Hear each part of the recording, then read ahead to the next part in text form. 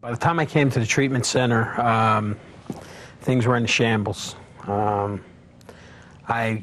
had abandoned my family.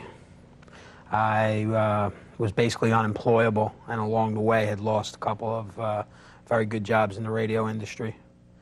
I was on welfare, and I was running out of money, or I was out of money, and was beginning to even commit petty crimes to support my habit. For me, until I came into the University of Pennsylvania Treatment Center, I didn't realize that there was a difference between a desire or a craving to smoke crack cocaine and the actual action. They were inseparable for me. One was laid directly on the other, and I had no idea if they were different. And through a variety of different tools, I came to be able to do that here, to learn that here. One of the tools was the relaxation, and the relaxation I did not use in personally in direct response to craving, but rather I use it in the morning and the night as kind of a preemptive strike to kind of keep the craving off of me. One of the tools that worked the best for me was the imagining the dire consequences of using, because clearly as an addict, when you want to get high, what you think about is the pleasure principle of it. The, boy, I can't wait, this is going to happen, it's going to feel like this, I know how it feels, and it's going to be great. After each period of pleasure, it's followed by a period of despair, usually closely following when you run out of your money. And those periods were closer and closer together for me.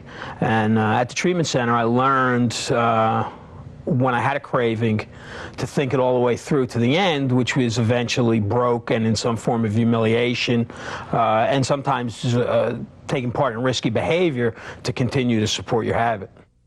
I've been clean and sober for 4.5 years. I eventually began to get better because I knew something bad was going to happen to me.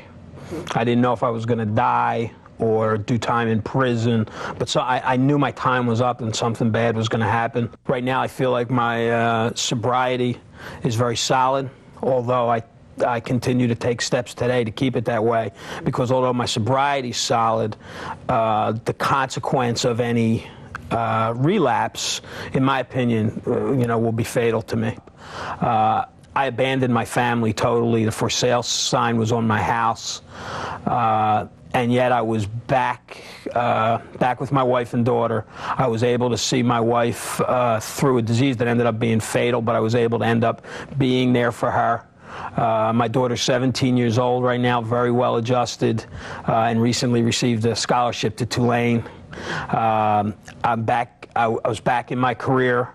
And in fact surpassed any success that I had before.